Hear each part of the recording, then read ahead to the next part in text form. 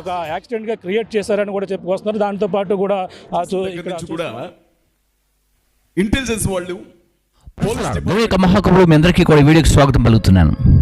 క్రైస్తవ లోకం ఒక్కసారి ఉలిక్కి పడినటువంటి ఆ రోజున ప్రతి ఛానల్లో, ప్రతి సోషల్ మీడియాలో ఒకటే మాట, క్రైస్తవ్యంలో ఏం జరిగింది, క్రైస్తవ్యంలో ఏదో జరుగుతుంది, క్రైస్తవ్యానికి హాని జరుగుతూ ఉంది అని మాట్లాడుకునే లోపే ఒక ప్రదేశంలో ఒక బుల్లెట్, ఒక చనిపోయినటువంటి వ్యక్తి ఆ ప్రాంతంలో కనిపించారు.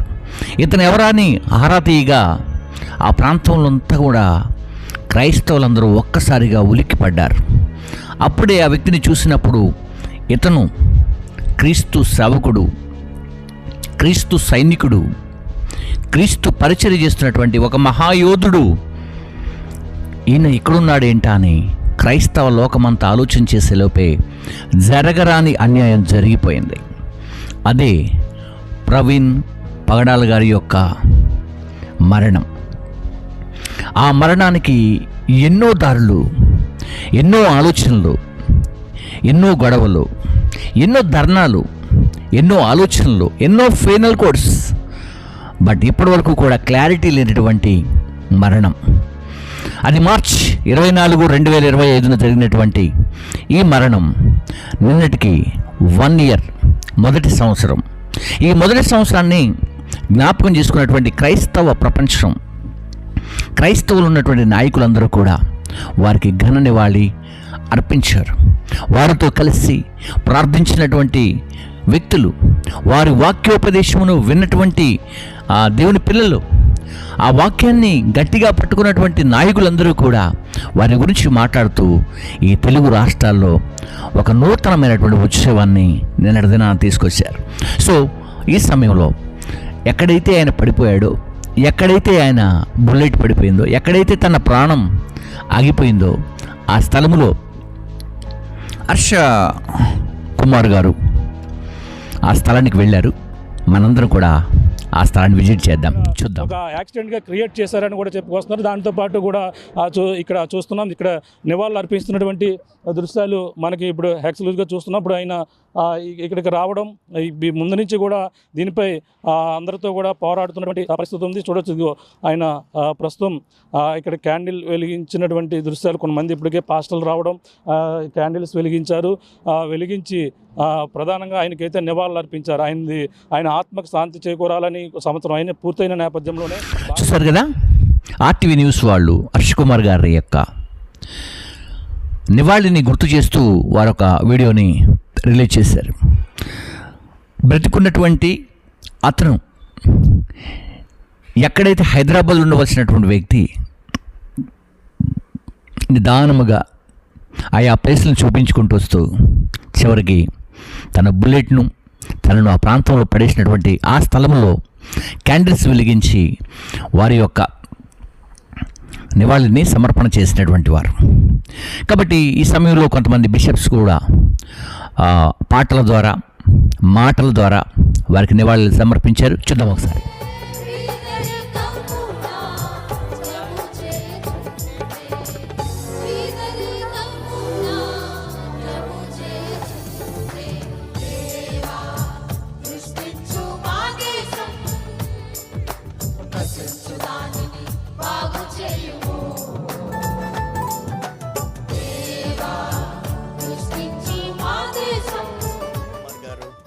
కొన్ని విషయాలు నాతో పంచుకోమని చెప్పారు.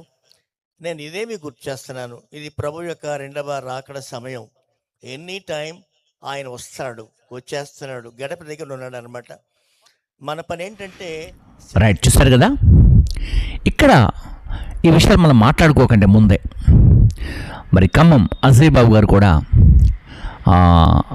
సభలో మాట్లాడుతూ ఆయన గురించి వివరిస్తూ ఆయన చనిపోయిన నాటి నుంచి గొప్ప ఫైట్ చేస్తూ ప్రతి మాటను కూడా ప్రభుత్వానికి తెలిసే అంతగా, ప్రజలకు తెలిసే అంతగా మాట్లాడుతూ తన స్వరాన్ని వినిపిస్తూ ఒకసారి జైలుకి వెళ్ళొచ్చినప్పటికీ కూడా ఏమాత్రం వెనకడుగు వేయకుండా అదే ధైర్యంతో ముందుకు వెళ్తున్నటువంటి దైవజనులు అజయ్ బాబు గారు, వారు కూడా మాట్లాడుతున్నారు, విన్నాం.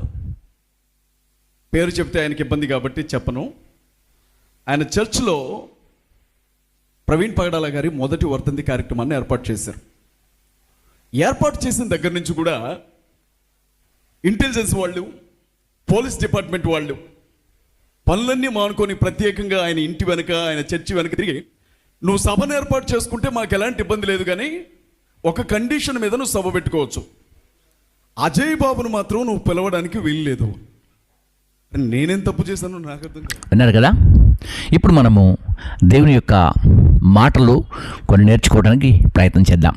ముందుగా మన మధ్యలో లేనటువంటి దైవజనులు, దేవుని పిలుపునందుకొని వెళ్ళినటువంటి దైవజనులు, ఈ సమయంలో వారికి నేను మా పక్షమున, సంఘ పక్షమున, మినిస్ట్రీ పక్షమున, మనకున్నటువంటి జిల్లా ఫెలోషిప్ పక్షమున వారికి మా పక్షం అంతటిని బట్టి హృదయపూర్వకమైనటువంటి ఘనని వాళ్ళు సమర్పిస్తూ, ఎక్కడున్నప్పటికీ కూడా ఒక దినాన అన్నని చూస్తామన్న ఒక విశ్వాసం, ప్రవీణ్ పగడాల గారితో కలుస్తామన్న ఒక విశ్వాసం ప్రతి ఒక్కరికి ఉండాలని కోరుకుంటూ వారి కుటుంబానికి ప్రైజ్ ద లార్డ్. మరి ప్రాముఖ్యంగా సిస్టర్ గారు అమెరికా దేశంలో, తన యొక్క సోదరుడు కిరణ్ కూడా అమెరికా దేశంలో, పిల్లలు కూడా వారు అక్కడ ఉంటూ నిజంగా కుటుంబంలో నుండి, కుటుంబం గమనించకపోయినా, కుటుంబం పట్టించుకోకపోయినా ఒక వ్యవస్థలో పుట్టినటువంటి ఒక యువ కిరణం అని మనం అనుకోవాలి. ఎందుకంటే ప్రతి సేవకుడు యొక్క మనస్సులో, ప్రతి సేవకుడు యొక్క హృదయంలో నిలిచిపోయినటువంటి ఒక వ్యక్తి ఎవరైనా ఉన్నారంటే ఆ వ్యక్తే daring and dashing and dynamic super natural power ఎవరు అంటే ప్రవీణ్ పగడాల గారు. సో అలాంటి దైవజనులను జ్ఞాపకం చేసుకోవటం మనకు ఆశీర్వాదం. So come to the point. నేను ఇప్పుడు ఒక విషయాన్ని గుర్తు చేస్తూ ఉన్నాను. చాలామంది ఏం చేస్తూ ఉంటారంటే క్రైస్తవ యొక్క సేవకులను, క్రైస్తవంలో ఉన్నటువంటి ఎదుగుతున్నటువంటి వారిపైన ఈ లోకంలో ఉన్నటువంటి వ్యక్తులు చాలా అసూయపడుతూ, చాలా కోపంతో, చాలా ద్వేషంతో ఈ ప్రపంచమంతా క్రైస్తవ్యం అయిపోతుందేమో, ఈ ప్రపంచమంతా క్రైస్తవులు అయిపోతారేమో అన్న స్పీడ్తో, అదే ఆలోచనతో చాలామంది ఏం చేస్తూ ఉంటారంటే క్రైస్తవుల్ని చేయటానికి రెడీగా ఉంటారండి. వాస్తవంగా మీరు కాదు, తగిన సమయంలో దేవుడు కొంతమందికి పరిచర్ని కూడా అప్పగించాడని బైబిల్ తెలియజేస్తూ ఉంది. యేసుక్రీస్తు వారిని యూదా పట్టించడం అనేది పరిచర్య. అది కొంతమందికి తెలిసి ఉండొచ్చు, మేబీ కొంతమందికి తెలియకపోవచ్చు. ఈ సమయంలో నేను బైబిల్ నుంచి ఒక రెఫరెన్స్ చదివి మీకు కొన్ని విషయాలు తెలియజేస్తాను. గమనిద్దాం. యోహాను సువార్త 16:1 మీరు అభ్యంతరపడకుండా వలనని ఈ మాటలు మీతో చెప్పుచున్నాను. యేసుక్రీస్తు వారు చెబుతున్నారు, అద్భుతమైనటువంటి విషయాలు చెబుతున్నారు. గమనించండి. మీరు అభ్యంతరపడాల్సిన పని లేదు. అంటే ఏ అభ్యంతరము? యేసుని నమ్ముకుంటే ఇలా చంపేస్తాడా? యేసుని నమ్ముకుంటే ఇలా జరుగుద్దా? క్రీస్తును అంగీకరిస్తే ఇలా ప్రాణం పెట్టాలా? యేసుని వెంబడిస్తే ఇలా పిరికోళ్ళగా బతకాలా? ఎందుకు ఈ సమస్యలు? ఎందుకు జీవము కలిగిన దేవుని ఆరాధన చేస్తూ ఉన్నప్పుడు ఎందుకు ఇన్ని కష్టాలు? ఆయన సహాయం చేయొచ్చు కదా, ఆయన మాట్లాడవచ్చు కదా, ఆయన ప్రతి ఉగ్రతను ఆపచ్చు కదా, ప్రతి ఉన్మాదాన్ని ఆపచ్చు కదా అని చెప్పేసి మాట్లాడేవాళ్ళు ఈ ప్రపంచంలో అనేకులు లేకపోలేదు. కానీ బైబిల్ ఏం చెబుతా ఉంది? యేసుక్రీస్తు వారు ఏం చెప్పారు? ఇదొక పరిచర్య. ఇలాంటి అభ్యంతరాలు మీలో వస్తున్నాయా? ఇలాంటి అభ్యంతరాలు మీలో వచ్చి క్రీస్తును విడిచిపెడుతున్నారా? నిన్న మనం చూసాం, ఎస్సీ హోదా రద్దు అంటూ కూడా ఒక ప్రకటన వచ్చేసి క్రైస్తవం పైన ఎందుకు ఇంత జరుగుతూ ఉంది అంటే గమనిద్దాం. వారు మిమ్మల్ని సమాజ మందిరంలో నుండి వెలివేయుదురు. ఈ కాలం వచ్చి ఉన్నది. సమాజంలో నుండి ఒక ప్రత్యేకించబడిన విభాగముగా, ఒక ప్రత్యేకించబడిన క్రైస్తవ్యముగా క్రీస్తు చేయబోతున్నాడన్న సంగతి ఎరుగుదువా? గమనించిన వాక్యం తెలియజే, వారు మిమ్మల్ని సమాజ మందిరంలో నుండి వెలివేయుదురు. మిమ్మల్ని చంపు ప్రతివాడు తాను దేవునికి సేవ చేయుచున్నాడు. అర్థమవుతుందా? యేసుక్రీస్తు వారి నుంచి మొదలుకుంటే, మొదటి శతాబ్దం నుంచి మొదలుకుంటే యేసుక్రీస్తు చనిపోయిన తర్వాత 3.5 సంవత్సరాలకి స్టీఫెన్ తన ప్రాణాన్ని పెట్టిన ఆ కాలం నుంచి మొదలుకుంటే మొదటి హతసాక్షిగా స్టీఫెన్ జరిగించినటువంటి ఆ కార్యము అక్కడి నుంచి ప్రారంభమైతే, రాళ్లతో కొట్టబడినటువంటి కాలం నుంచి ప్రారంభమైతే నేటి వరకు కూడా ఒరిస్సాలో గ్రామ్ స్టెయిన్ గారిని జ్ఞాపకం చేసుకున్నప్పుడు, సో ఈ కార్యాలన్నీ అలా ఎవరిలా చేయగలుగుతున్నారు? నా దేవుని సావుకుని ముట్టితే నా కనుగుడ్డు ముట్టినట్టు చెప్పాడు కదా. ఆ కాలంలో కొంతమంది సావుకుల పైన చేతితో ఎండిపోయింది కదా. మరి ఈ రోజున ఎందుకు ఆ పనులు ఆగిపోయాయంటే గమనించండి. ఇక్కడ చెబుతున్నాడు, వారు మిమ్మల్ని సమాజ మందిరంలో నుండి వెలివేయుదురు, మిమ్మల్ని చంపు ప్రతివాడు తాను దేవునికి సేవ చేయుచునని అనుకునే కాలము వచ్చి ఉన్నది. అర్థమవుతుందా? దేవునికి సేవ చేస్తున్న కాలము ఏమైందట? వచ్చి ఉన్నది. వారు తండ్రిని నన్నును తెలుసుకొనలేదు గనుక ఎలాగును చేయుదురు. అర్థమవుతుందా? సృష్టికర్త అయిన శ్రీమ కలిగిన దేవుణ్ణి తెలుసుకోలేదు కాబట్టి వారలా చేస్తున్నారు. అవి జరుగు కాలము వచ్చినప్పుడు నేను వాటిని గూర్చి మీతో చెప్పితునని మీరు జ్ఞాపకం చేసుకునేలాగున ఈ సంగతులు మీతో చెప్పుచున్నాను. నేను మీతో కూడా ఉంటుంది గనుక మొదటనే వీటిని మీతో చెప్పలేదు. నేను మీతో ఉన్నాను కనుక ఈ విషయాలు చెప్పలేదు. కాబట్టి ప్రేమైనటువంటి దేవుని ప్రజలారా, దేవుని సావుకులారా, విశ్వాసులారా, దేవుని పిల్లలారా, అంతేకాకుండా క్రైస్తవ్యం పైన కసిని, కోపమును, రౌద్రమును పెంచుకున్నటువంటి స్నేహితులారా, దేవుడు ఆజ్ఞాపించింది, దేవుడు చెప్పింది ఏ పని, ఏ కార్యము ఈ భూమి మీద జరగబోదు. కాబట్టి క్రీస్తు పరిచర్యలో చెబుతున్నమాట, మిమ్మును చంపు ప్రతివాడు తాను దేవుడికి సేవ చేయుచునని అనుకునే కాలము వచ్చుతున్నది.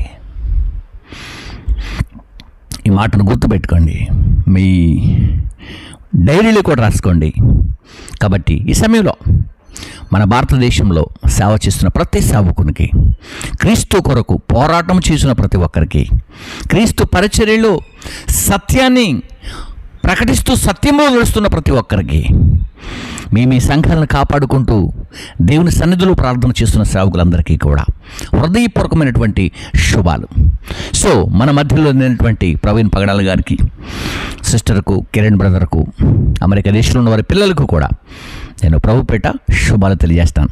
మరి ప్రాముఖ్యంగా నాకు ఎంతో ఇష్టమైనటువంటి దైవజనులందరికీ కూడా శుభాలు. అంతేకాకుండా హర్ష్ కుమార్ గారికి, బిషప్స్ అందరికీ కూడా, అక్కడ చక్కని పాటలు పాడుతున్న బిడ్డలందరికీ కూడా, ప్రాముఖ్యంగా అజయ్ బాబు గారికి కూడా హృదయపూర్వకమైన శుభాలు తెలియజేస్తాను. ఈ సమయంలో మా ఫెలోషిప్ పక్షాన కూడా అందరికీ శుభాలు తెలియజేస్తూ ఈ నా మాట ముగిస్తున్నాను. God bless you.